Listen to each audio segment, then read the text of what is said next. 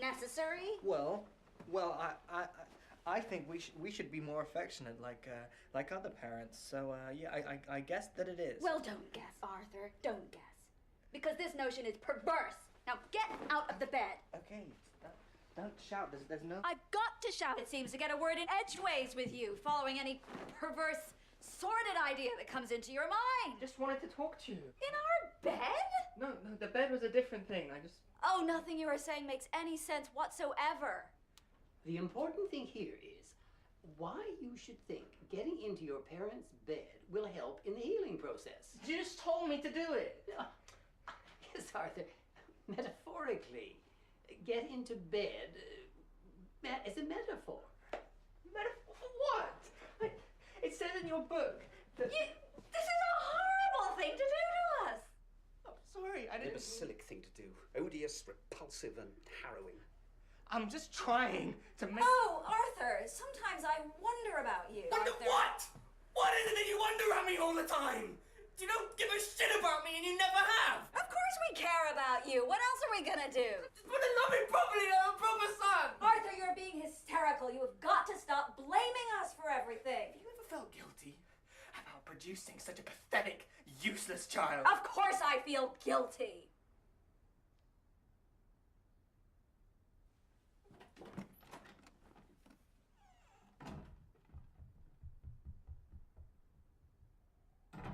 I don't feel that went as well as it could.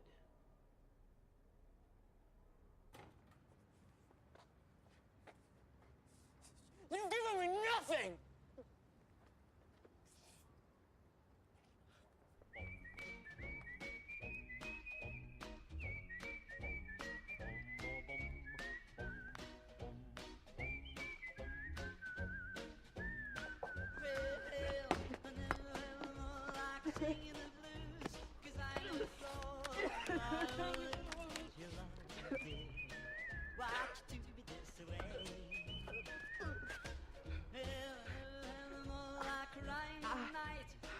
Me, when I die, is it forever and ever and ever and ever? Dear, now go to sleep.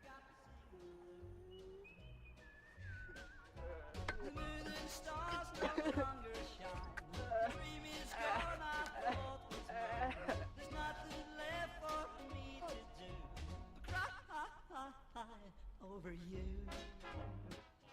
My mom made me feel like trash. Always belittling me.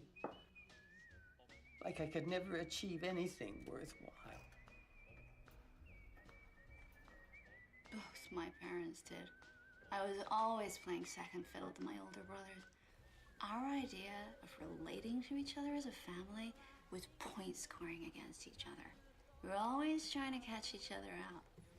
One of the things that makes me most uncomfortable about Arthur is that he reminds me of my older brother. He eats like him, he walks like him, he constantly demands attention and sympathy just like him.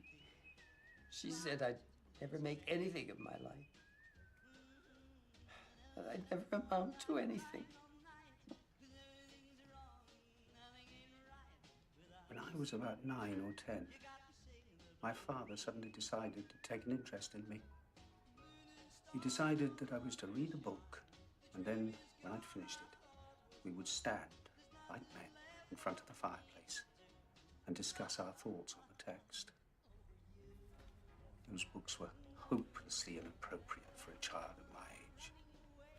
And try as I might, I couldn't figure out what it was all about.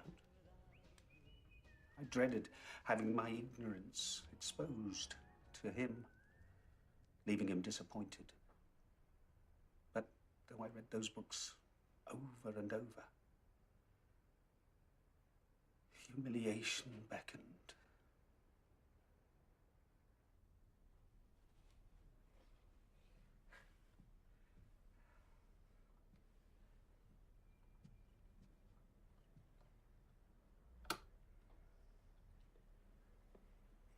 Look at me. Wake up.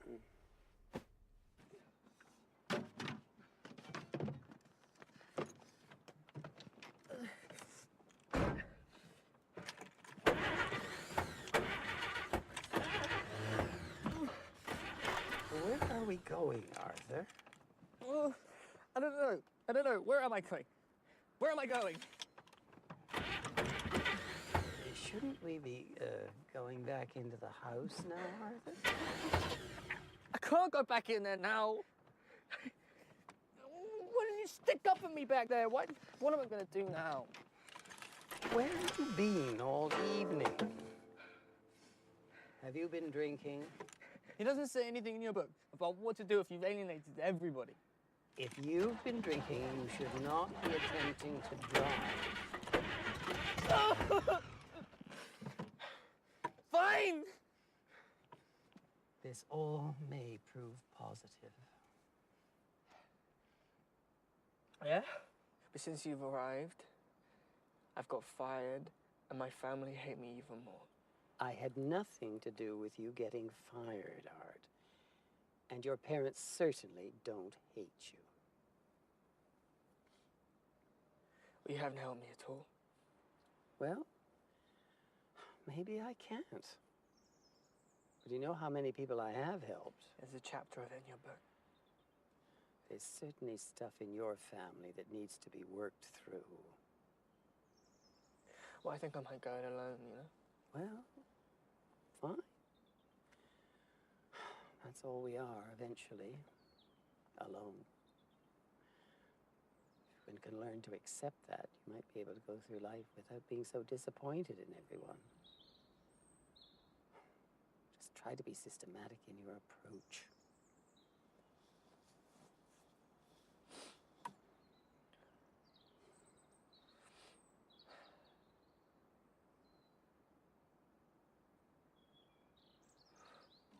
I'm gonna sell this car. Get a flat.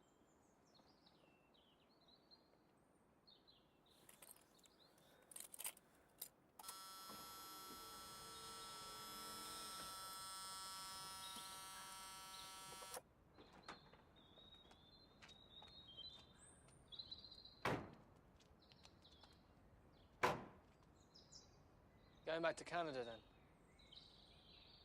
Yes, probably.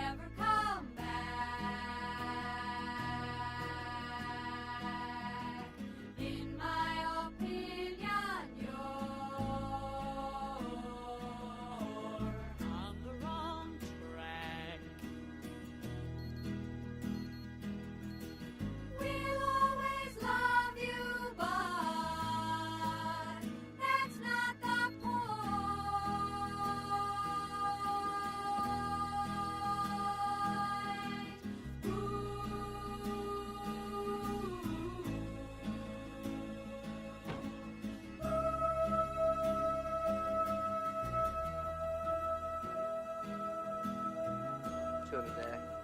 That's all I got. As long as it's good, it's fine. Okay, alright, well, you know, see ya. Yeah.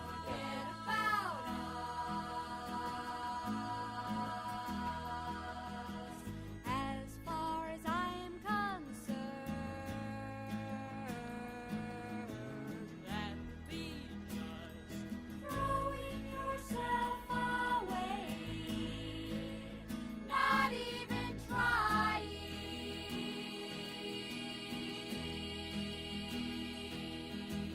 Come on, you're